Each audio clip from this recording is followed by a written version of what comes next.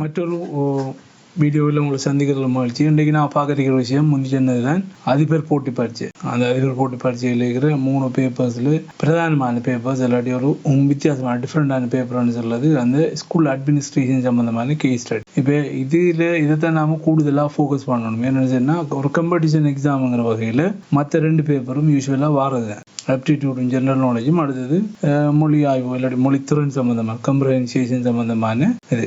மூணாவதாக இந்த இதானது school administration with case ஸ்டடின்னு சொல்ல விஷயம் கொஞ்சம் டிஃப்ரெண்டானதும் கொஞ்சம் கூடுதலாக ஃபோக்கஸ் பண்ணக்கூடியது மாதிரி இருக்கும். இந்த விஷயத்தில் நாம் கொஞ்சம் கூடுதலான கவனத்தை எடுத்த மாட்டோம் சொன்னால் எப்படி எழுதணும் என்னங்கிற விஷயத்தில் நாம் இதில் சக்ஸஸ் ஆகக்கூடிய மாதிரி வாய்ப்பு இருக்கும். அப்போ இந்த வீடியோவில் அது தொடர்பான விஷயங்களை நாம் கலந்துரையாட ஆரம்பிக்கலாம்.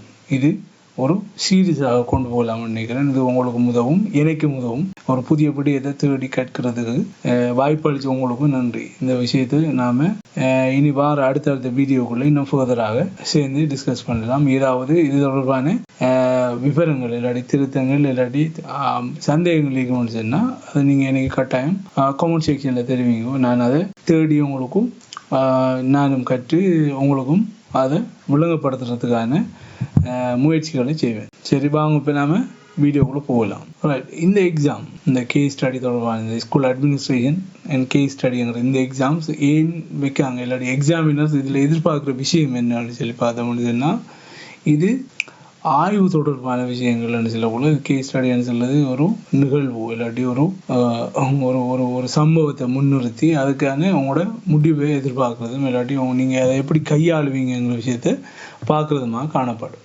இது சைக்குலர்ஸோ இல்லாட்டி இருக்கிற சட்டங்களோ அதோட விடயங்கள் இல்லை. உங்களோட பிரின்சிபல் மைண்ட் செட்னு சொல்ல விஷயம் எப்படி இருக்கும், இந்த விஷயத்தில் பிரின்சிபல் மைண்ட் செட் எப்படி இருக்கும், நீங்கள் அதை எப்படி ஹேண்டில் பண்ணுவீங்கிற விஷயத்த பார்க்குறது தான். ஏன்னு சொன்னால் இதை நான் பார்த்த இடத்துல ஒரு விஷயம் சொல்லுவாங்க, பல பேர்கிட்ட பேசின ஒரு இடத்துல சொல்லுவாங்க. என்னன்னு சொன்னால் பிரின்சிபல் மைண்ட் செட்னு சொல்ல விஷயம் படுத்த முக்கியமாக ஒரு பாரி ஒரு எடுத்து வைக்கக்கூடிய மாதிரி இருக்கு. என்னன்னு சொன்னால் எல்லா ஜொப்புகள்லையும் இல்லாத ஒரு ஸ்பெஷாலிட்டி என்னன்னு சொன்னால் இந்த பிரின்சிபல்ஸுக்கு இருக்குது. என்னன்னு சொன்னால் டிஃப்ரெண்டான 2 ஏஜ் குரூப்பை ஹேண்டில் பண்ணக்கூடிய ஒரே ஒரு ஜொப் இல்லாட்டி அப்படியா இருக்கிற ஜொப்புகளில், அதாவது சர்டன் நம்பர்ஸில் இருக்கிற ஜொப்புகளில் பிரதானமானது இதான். ஒரு பக்கம் ஸ்டூடெண்ட்ஸ், மற்ற பக்கம் ஸ்டாஃப்ஸ். அப்போ டிஃப்ரெண்டான ஏஜ் குரூப் டிஃப்ரெண்டான மைண்ட் செட்டில் இருக்கிறார்களே ஹேண்டில் பண்ணக்கூடியாங்களா பிரின்சிபல்ஸ் இருக்கணும். அப்போ அது அவங்கள்ட்ட இருக்க அந்த திறன் இருக்க அந்த ஸ்கில், இன்டர்பர்சனல் ஸ்கில்ஸ் இருக்கான்னு சொல்ல பார்க்குறது தான் இந்த எக்ஸாமோட பிரதான நோக்கமாக இருக்குது. அப்போ ஒரு கேஸ் ஸ்டடியை தந்து போட்டு அதில் நீங்கள் உங்களுக்கு விடையை எதிர்பார்க்குற எக்ஸாமினர் என்னத்தை எதிர்பார்க்குறான்னு சொன்னால் நீங்கள் இருக்கிற லோவையோ இல்லாட்டி சைக்குலர்ஸையோ எழுதுறது இல்லை.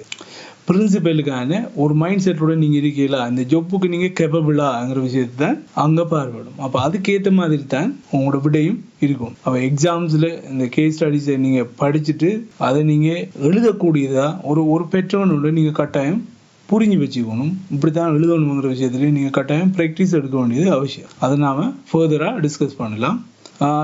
இந்த மெயின் பர்பஸ் என்னங்கிறது, இந்த எக்ஸாம் பேப்பர் மெயின் பர்பஸ் என்னங்கிறது நீங்கள் கட்டாயம் விளங்கி வச்சுக்கணும். இது விளங்கினீங்கன்னு சொன்னாலே நீங்கள் அதுக்கு அடுத்த ஸ்டெப்புக்கு நீங்கள் தயாராகிடுவீங்க. என்னென்னு சொன்னால் ஏற்கனவே அந்த ப்ரொஃபஷனில் இருக்கிறார்கள் டீச்சர்ஸுங்கிற வகையில் உங்களுக்கும் அதில் ஒரு பாதி விஷயங்கள் விளங்கக்கூடிய மாதிரி அது எப்படி செய்யலாமுங்கிற விஷயத்தில் ஒரு ஐடியா உண்டு உங்களுக்கு வரும். அதை மேலே இன்னும் கொஞ்சம் ஃபர்தராக டெவலப் பண்ணிங்கன்னு சொன்னால் இந்த எக்ஸாமை ஈஸியாக ஹேண்டில் பண்ணக்கூடிய மாதிரி. இந்த பேப்பரை பொறுத்த வரைக்கும் இது உங்களுக்கு ஏற்கனவே தெரிஞ்ச விஷயம். கெசட்டில் நீங்கள் பார்த்துப்பீங்க 2 hours பேப்பர்ஸ், 100 மார்க்ஸ் உரிய பேப்பர்ஸ், மினிமம் பாஸ் மார்க்ஸுங்கிறது 40.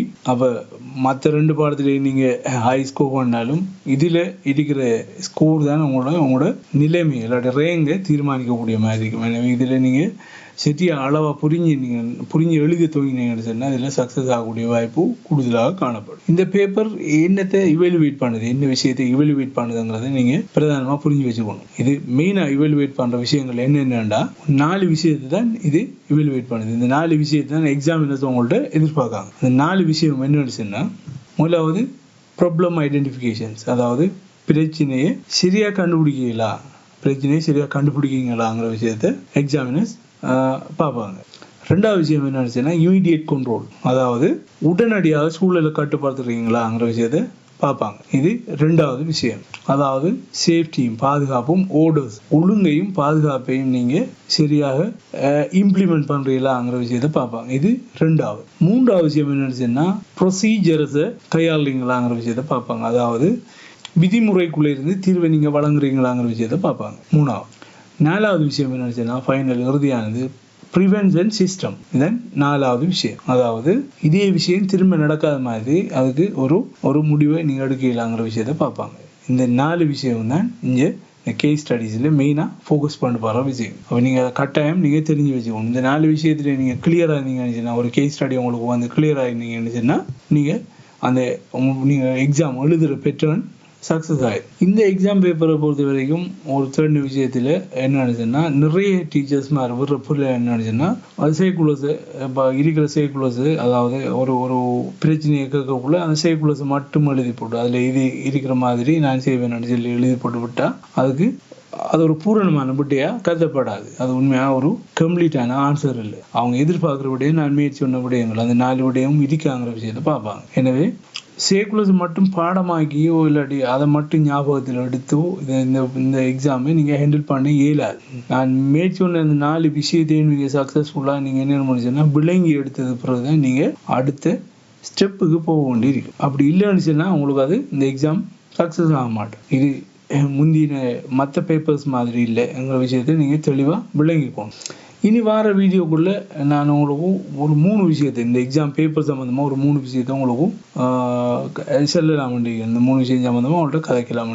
அதில் முதலாவது என்னன்னு சொன்னால் ஒரு ஆன்சர் டெம்ப்ளேட் உண்டு. நான் ஏற்கனவே சொன்ன அந்த 4 விஷயம் சம்மந்தமான ஒரு ஆன்சர் டெம்ப்ளேட் உண்டு உங்களுக்கும் நாம் டிஸ்கஸ் பண்ணி போட்டு அதை ஃபைனலைஸ் பண்ணலாம்.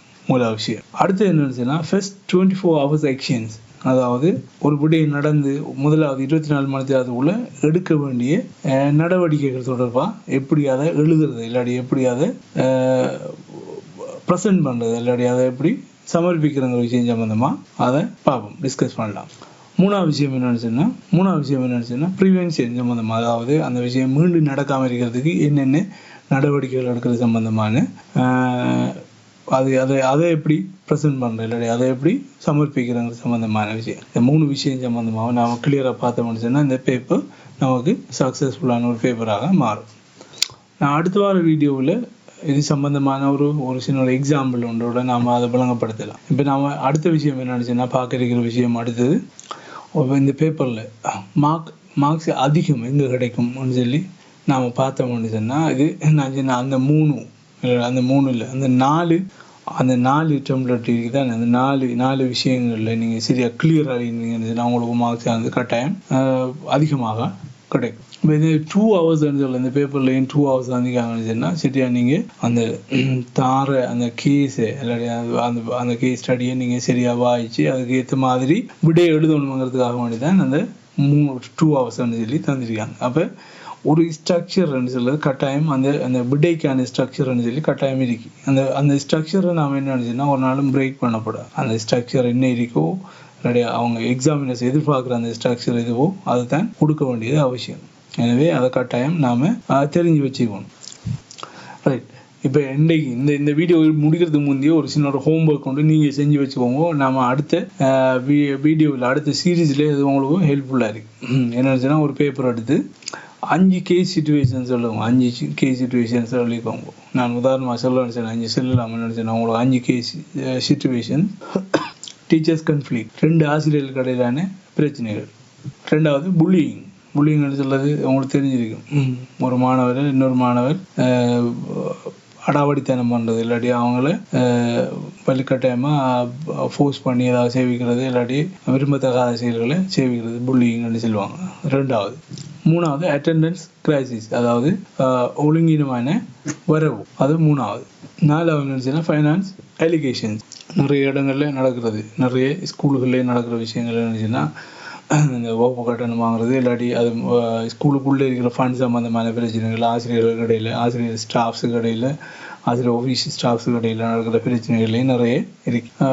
5வது ஃபைனலானது பேரண்ட் ப்ரொட்டஸ்ட். சில விஷயங்களுக்காக வேண்டி சில நேரங்களில் பெற்றோர்கள் ஆர்ப்பாட்டம் செய்வாங்க. அதோட இந்த 5 விஷயத்தையும் நீங்கள் கேஸ் ஸ்டடீஸில் 5 விஷயங்களை நீங்கள் நோட் பண்ணி எடுத்துக்கோங்க. சரி, இதில் நீங்கள் செய்ய வேண்டியது என்னச்சுன்னா, இந்த 5 விஷயங்கள் 5 நான் இந்த சொல்லியிருக்கிற இந்த கேஸ் ஸ்டடிஸ் 5 டாபிக்லேயும் 3 விஷயங்களை நீங்கள் மென்ஷன் பண்ணி எடுங்க. அந்த 3 விஷயங்களும் என்ன நினச்சுன்னா, கோ இஷ்யூ பிரதானமான பிரச்சனை முக்கிய அந்த கேஸ் ஸ்டடியில் நீங்கள் எடுத்ததில் முதல்ல கோ இஷ்யூவை நீங்கள் எடுத்துக்கோங்க.